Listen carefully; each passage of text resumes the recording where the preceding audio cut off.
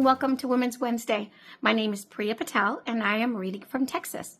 I missed last week's reading, and I missed you guys a lot, and I especially missed these readings because I love doing shout-outs to the wonderful poems that you guys read and write. So today I have a set of extra special poems.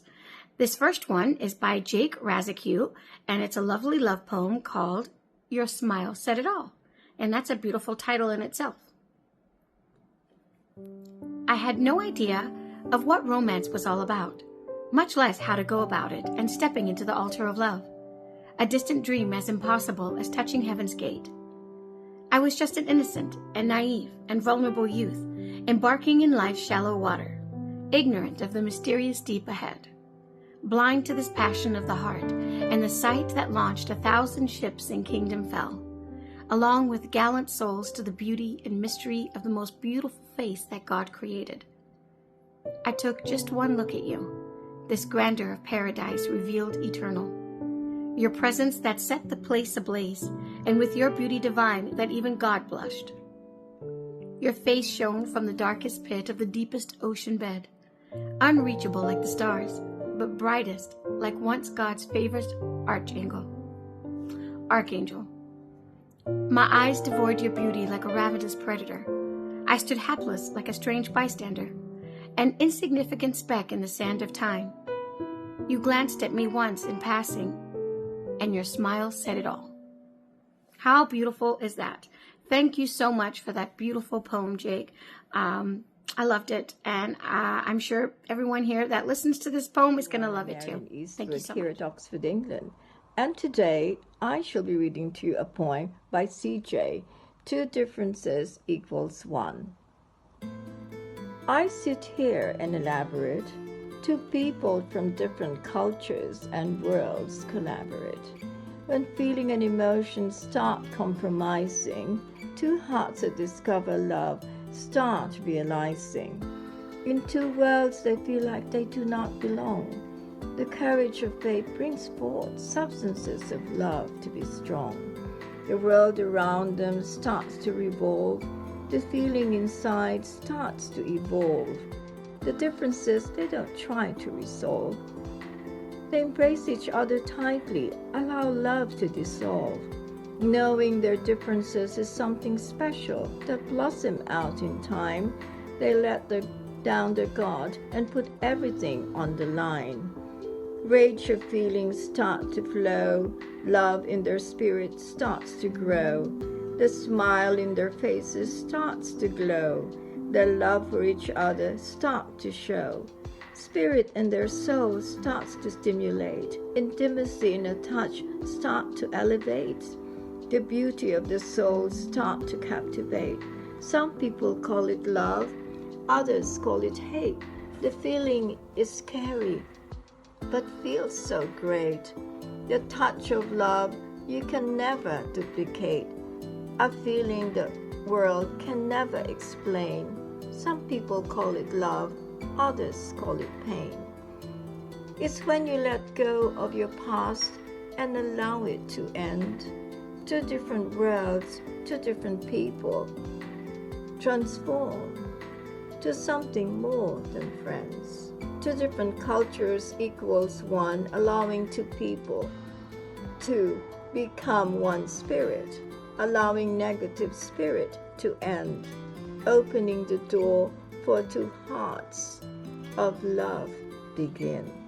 Thank you so much, CJ. That's a beautiful poem, and I loved reciting it, and hope everybody liked it too. Bye, everyone. Hi, everyone. Have a good It's day. me, Priya Patel, again from Texas, and welcome to Women's Wednesday. And I'd like to read to you a poem called Forgive Me by Kevin Anderson.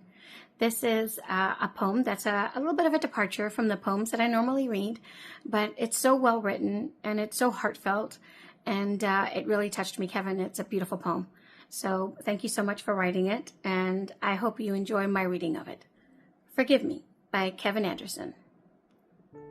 First of all, I apologize for causing tears to fall from your eyes. I abused the trust you had in me.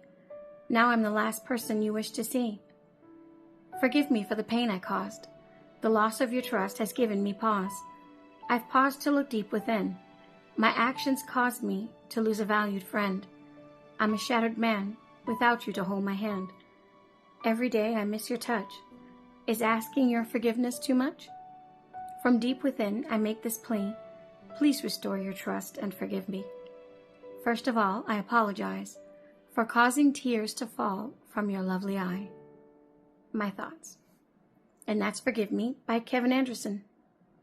Kevin, that is definitely one of my favorites from this month, and it was really heartfelt. It was beautiful. So thank you so much everyone. for that wonderful write. Welcome to our Women's Choice Wednesday once again. My name is Lynn, and I'm reciting from Dublin, Ireland, which I don't think I've mentioned before. The poem I have decided to read this week has been written by Patrick Lasting, who is also from Ireland, and I'm a big fan of his poetry. So, this one is called A Muse Came Calling. A muse came calling in the night. They held a lantern burning bright, soft dark hair and soulful eyes. They brought fresh air and truth, not lies. No trigger cocked, no loaded gun, just conversation filled with fun, a friendly smile of heart and gold. We walked for miles and spoke of old familiar ways. How I miss them now. Wish time would stop so it might allow more times like this. They're precious, see. Life's not like that. It sure is a mystery. I'm happy though we got to meet, to our poetry on our comfort street, where we write our words, perhaps a song. It's peaceful here, a place we can belong, to grow in ways few will understand, and that's okay, for it was nothing planned. So as I sit and write these final lines, my good wishes sent each and every time. Such a beautiful poem. Thanks for sharing that with us, Patrick. Hi, everyone. It's me, Priya, again from Texas, and I have one final poem to you for today's Women's Wednesday. This one is a very special one. It's an important one. It's a heartfelt one, and it's someone who has shared a story or a poem that must have been very difficult to write. And I'll start with that. It's a long poem, but if you take the time to listen to it, it will touch you just like it touched me. It's called The Day It Changed by Brian Neal. Here is an early memory. It wasn't long ago, at least I don't feel like it was. I remember being little, playing Nintendo. I laid on the floor in the rug. It felt so simple, like there wasn't any worry, no reason to care about a thing. I did not yet have them, the reasons that I feel this fury. I had more occasions to sing. It didn't last long, that early simplicity. The world, you see, it never lets up. Innocent, we are born with elasticity, all that we can be, but it really is tough. That moment I shared just a few lines before, I cannot be completely sure, but I think I was fine. A year later, I was just 6 years old. Early then, I was made to endure the tests of being alive. It was at the neighbor's house. I was being quiet, like a little mouse. Watched while Mom was at work. She was the babysitter, my working mother. She would pay her. Didn't know they'd abuse my worth. It wasn't her, but she had to know. It was her brother. He was so much older. There were other kids. He didn't tell me where they'd go. To play in the woods is what I'd heard he told her. That is where he took it from me. My innocence, which I didn't think I knew I even had. A child not broken in any sense. I knew only good and nothing bad. My story isn't new. Too many of us have been abused. It's a tale as old as time. Because of that man, I was no longer a kid. To a dozen before me, the same he did. The stories were all the same as mine.